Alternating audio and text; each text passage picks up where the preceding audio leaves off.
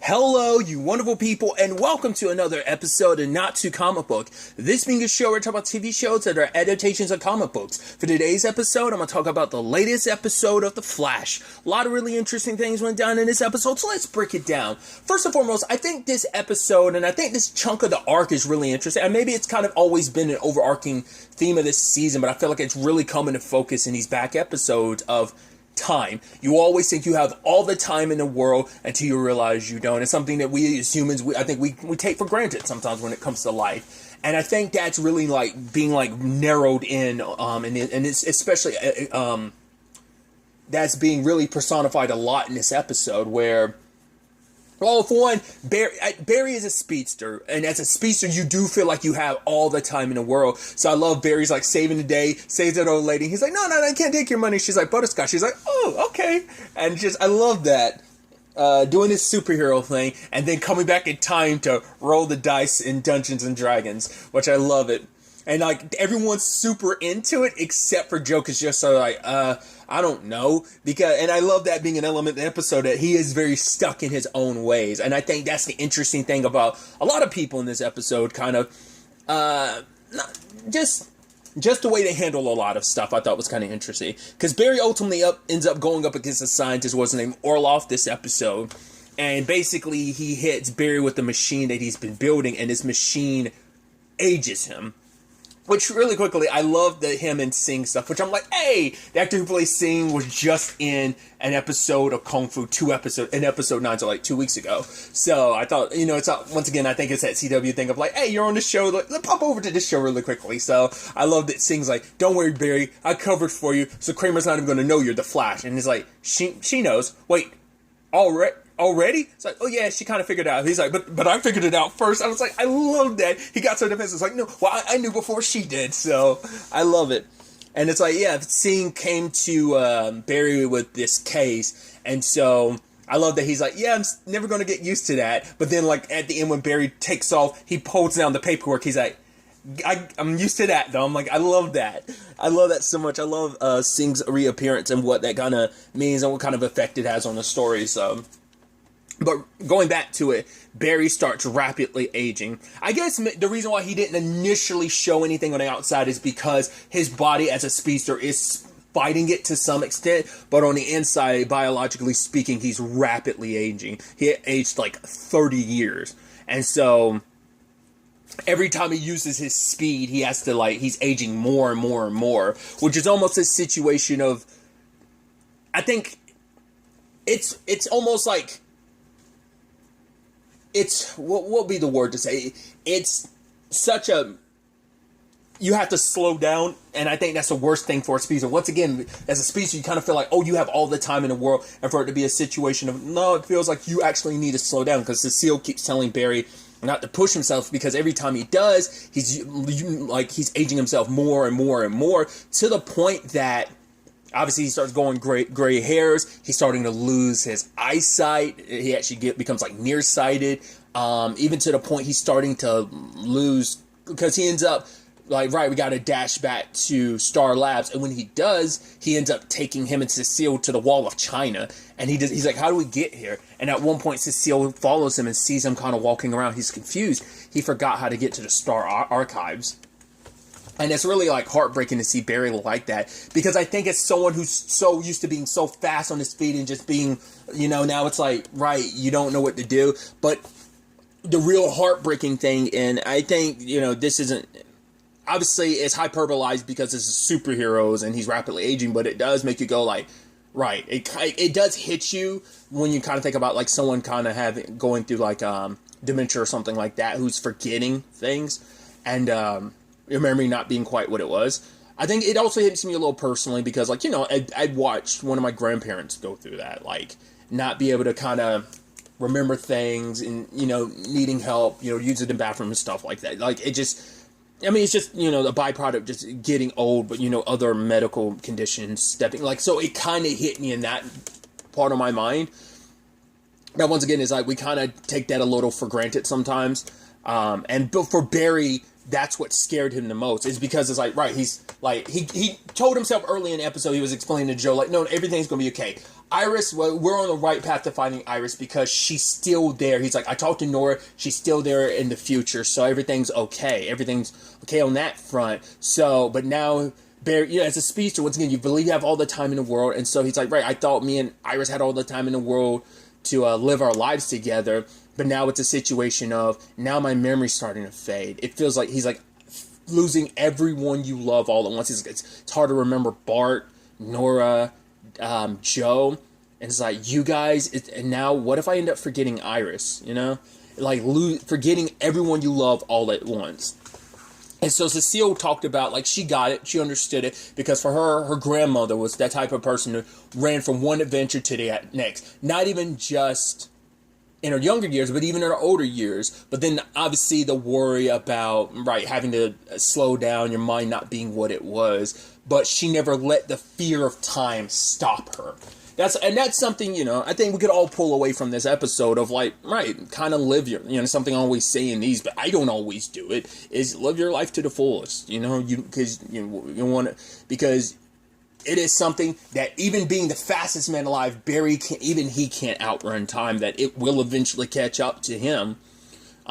Because once again, even he takes it for granted, like, yeah, we have, like, all the time in the world. It's like, that's not always guaranteed, especially with your line of work and what you've lost over the years, but you still want, you know, but now it's like, right, this situation kind of put things in perspective for him. But for Cecile, she puts things even more in perspective by being like, my grandmother kept doing what she loved because she never let the fear of time stop her. She never let that take away that spark, that spirit inside of her. It's basically take what time you have left and make the most of it. What are you going to do with that little time that you've been given with your life? And so Barry decides, like, right, even because Orloff is trying to make himself young again, even if it means aging everyone else around him.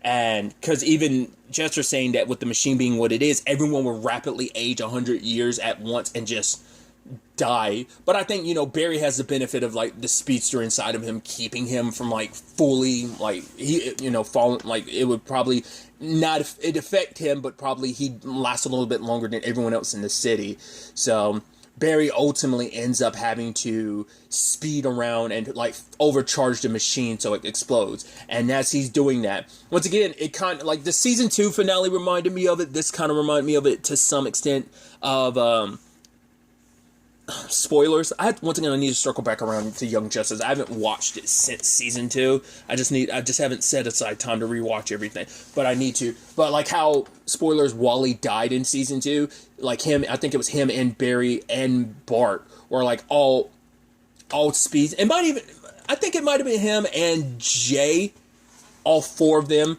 like, speedstering around something, and Wally, like, sacrificing himself in the process, and kind of, you know, it kind of reminded me of that, as Barry was, like, rapidly aging, like, his bones, like, aching and everything, and him getting, like, the way Chester said, like, over 100 years old.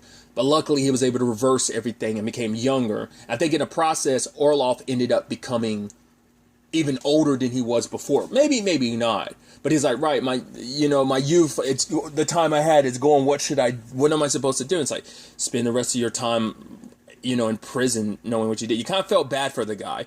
I mean, he was kind of threatening in the process of doing what he was doing. He was going to kill the whole city. Almost part of him was like, are you going to let him go? Because has he really hurt anyone? He stole stuff, sure, but it's like, yeah, it doesn't matter, because you also were going to end up, you knew what was going to, end result was going to be. You were basically going to kill the entire city just to make yourself young again. So, and I like how all of that kind of parallels with everything going on with Joe, because Singh comes over to hang out with Joe and help him because he's trying to, like, make, like, was it like a Roomba or something like that? And he's just like, oh.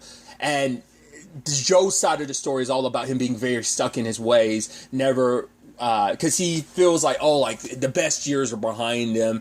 He's just like, right, like, all the bad guys I'd put away and stuff like that. But Singh had to remind him, like, right, that case we worked on, you know why it took so long? Is because you refused to get associated with the computer, because Joe's so old school, so he doesn't want to take the time to bother working with, like, reading the instructions and stuff like that. He was like that with the D&D, and I love that he because Barry's like, well, yeah, I read all 600 pages, and like, dude, I read all 600 pages, and like, mocking him and stuff. But Joe's very stuck in his ways. And I think, Barry kind of had that this episode too, of like his stubbornness of like not adapting and not changing. And for Joe, he just kept focusing on like, oh yeah, like he wants to keep working because it's like, right, his detective days are behind him, and now it's like, right, trying to keep his mind sharp, and he feels like, oh, like I need a reminder to tell me an hour from now to get Jenna. He's like, I'm not as spry as I used to be, but Singh points out, it's like, right, your refusal to adapt and change is kind of your issue. He tells him that you have to basically adapt and decide, what the next, what these next adventures, what's next for you in your life, because you did something, you went so outside of your, what is just your realm of comfort to an extent when you raised the unexpected, the unprecedented, when you took in a boy who went through so much trauma and you helped make him into the hero that he is. His super speed is one factor, but you are what forged him into the hero that he is today.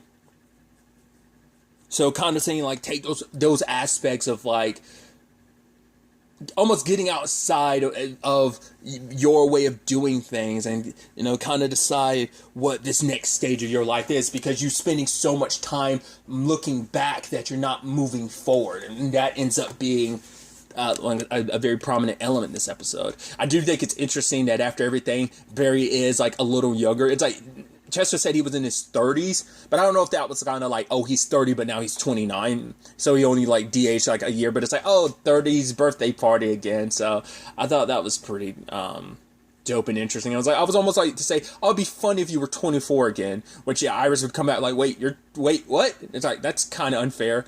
I mean, to be fair, like they made it clear in, it was just it was always a thing. Like, I think they introduced it in season 2 of Supergirl that, Kryptonians age slower than humans. So that's why, like, they don't look their age, even though, Clark is a little bit older. So that was just kind of like a throwaway line to some extent. I think it'd almost be something like that. And the reason why I specifically chose 24, just because that's the age Barry was pretty much at the beginning of the series. So I just thought that'd be fun if that was the case. But nevertheless, I do love that Joe finally embraced everything at the end, and he read the book, and he's like, you know what, I'm ready for this. And he's like, right, and he's saying all the D&D stuff, because they're like, right, we could shift the campaign to fit more so. It could be like in the CCPD, but he's like, no, he's embracing it. He's got the whole wizard outfit on. It's pretty dope. Because even Barry's only doing this because Iris had initially suggested they do it, and they had like such a fun time, so Barry's really embraced it. Because I think for a while it was just Chester, some of his buddies, and Allegra, but now it's like, yeah, it's become a real like Team Flash family situation, which I thought was kind of neat. I also love that Singh's like, okay, so Barry used to be the Streak and now he's a Flash. Like, what's your nickname? And what's your code name? And Allegra's like, oh, I haven't really thought of one, really. And I'm like, oh, I guess that's going to probably come up by the end of the season. I'm curious I'm sure like that well, that's also depending on whether whether Allegra's character is someone from the comics. I don't think I've ever looked into whether or not she's someone from the comics. She might be, she might not be. But either way, I'm interested to see the circumstances around her getting her code name. But finally, at the end of it all, we have Carla calling Barry. He's like, wait, I thought... Because I was wondering, like, why none of them were worried about Caitlin. It's like, oh, because they were under the impression she was with her mom. And so Barry goes over to her apartment. It's like... I was like, oh. I thought she'd be gone because she's already off doing other stuff. But then, like, she's like, wait. She's in her apartment being like, whoa, what are you doing here? It's like, your mom called. She was worried. And it's like... It turns out she's using a mirror gun, which we saw how that all played out in season 6, plus parts of obviously season 7 with the mirror world and stuff. And Caitlin saying that her plan now, and I guess this still applies, but I was like, it seems a little different from what her plan initially was. I guess maybe everything her and Mark were doing didn't necessarily pan out. Because now she's saying, like, right, there's a fragment of Frost in maybe some parts of her in my subconscious. So if I use the mirror gun again, I could separate. Maybe she's thinking of now, like, we could take those fragments of her consciousness and separate them and implant them in a new body that I basically been making for her, maybe. But Barry's kind of like, Caitlin, you can't do this. And Caitlin says the words of, but what if you could bring your mom back, your dad back? Which Caitlin, she's so lost in her own head right now that it's like, you know, Barry understands that loss better than anyone. And he knows what it's like to want to save those people, but you have to accept and move on that those people are gone. Because Caitlin already got into it. Like, the sad thing is, did Barry go about things the right way? I don't know. He has, as the leader of the team, he had to make the choice, and it's like, right, I can't let you keep going down this Frankenstein route because there are going to be consequences for that. He knows better than anyone. He's the one that created an alternate timeline, and then he tried to fix things, and there were ramifications for it for so many people. Diggle ended up losing a child that he had. It's like, right, Barry's decision didn't just affect him, it affected everyone. In this reality, Cisco ended up losing his brother Dante. So there are consequences, and Barry understands that more so than ever. That's why he hasn't gone to those extents, those lengths anymore to do that.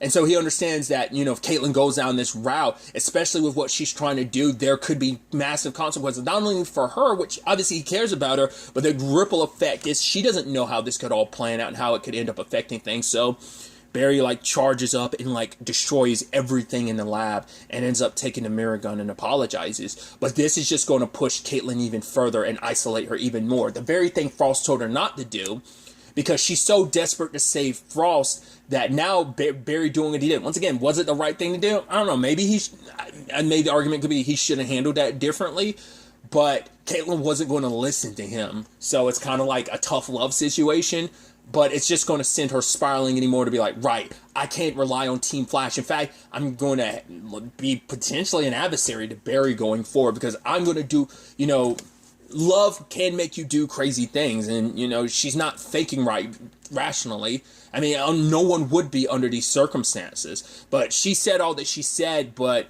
she refuses to let go. She refuses to move on, because I was talking about this earlier. She got on Barry's case, the whole thing with the whole Ronnie thing, because she's like, right, we always had to back your play when it came to saving Iris. You're willing to go above and beyond. But Barry also learned last episode too of like, right, I can't try and, like, I have to be careful. We have to find another way. I know what it's like to be desperately trying to save someone. So he's trying to go find another way to save Iris. Like, we can't just go full speed ahead without thinking. We got to plan things out because things could have gone wrong, not just for him, but for Nora as well. So he understands that. But Caitlin's still going through it because Caitlin also still blames herself. It's like, right, Frost would still be around right now if she hadn't try to resurrect Ronnie and the whole, like, Frost only went as far as she did to protect Caitlin and also to save the day from Deathstorm. So that need to, like, make up for what she did, being like, I'm the reason why you're going. So that's why she feels the need to be the one that needs to fix this. Because she also knows she's in the wrong because she didn't involve Team Flash. She knew that they would understand the grief and pain she's going through, but she knew they'd try and talk her down. That's why she didn't let them know what she's been up to. Mark wasn't there, but probably when he comes back, and it's probably, once again, I think this is going to send Caitlin super off the deep end, and it's going to definitely be an issue. So how this all plays out, we'll ultimately have to wait and see where all of this goes, but I think this is going to send Caitlin down a very, very dark path, and Team Flash it's going to be interesting how they end up having to confront and deal with that and try to pull Caitlin back from the edge, because before she does something she's ultimately going to regret. She already regrets the Deathstorm thing. She regrets losing. Because even Mark had brought up his arguments, but also he just once again didn't want to get his hopes up too much. But once again, I'm from the very beginning, I was like, yeah, this Frankenstein-esque element of you're not going to bring back Frost. In fact, you're going to bring back Frankenstein's monster, and that's going to be a whole issue. If not, maybe Caitlin might in turn end up turning herself into. It'd be interesting. I don't think they'd go down this route, but it'd be interesting if they, that was, the whole thing, because they're not two separate people on what was originally Earth 2. They are the same. They were two separate people on this Earth, just two subconsciouses occupying the same body. But what if in her process of trying to bring Frost back, she herself becomes Killer Frost, and so it becomes a situation of now Caitlyn, very much like Trish from Jessica Jones, the route Trish went down. That could be, what happened between Jessica and Trish could definitely happen between Caitlyn and Barry if they don't pull her back, and that'd be interesting if she ends up becoming a bad guy. Like I said, becomes like the new Frost, but she becomes like a bad guy and Team Flash has to lock her. I don't think it'll go down around, but it'd be interesting if they decided to. It'd be also very heartbreaking, but hopefully it doesn't come down to that. But we'll see how things shake up and play out. I didn't talk about it, but obviously this episode was, I only knew because like on the CW YouTube channel, I think they'd included like on their community tab, is like, yeah, there's a behind the scenes photo of Katie Lotz directing the episode. So it's like, oh, that's pretty, and yeah, she directed this episode, because she already did. I don't know because I know she's directed some Legends of Tomorrow episodes. I had to look into it. I don't know how much other Arrowverse stuff she's done. I would assume mainly it's Legends, but maybe she's already directed other stuff too. So I think that's pretty dope. Having her own set and doing the directing too is of an episode of Flash is pretty dope. But just, I don't know. Once again, it's just like to know she's still in that. I mean, obviously, it also depends like whether this episode was like directed and done. All of it was done like well before the cancellation of Legends. Whatever the case may be, it's just. No, he's still in that sphere in that area. Just kind of like the David Ramsey situation of like, right, even though, I mean, he's working on production stuff for, maybe some other stuff, but also like directing stuff, because he has to deal with like the Berlanti stuff in there. Regardless, I'm very, very excited to see where the next episode takes us going forward with all of this. But really, that's all I want to talk about. Till the next time we meet, be happy, be safe, live life to the fullest, and enjoy it. Good day, and goodbye.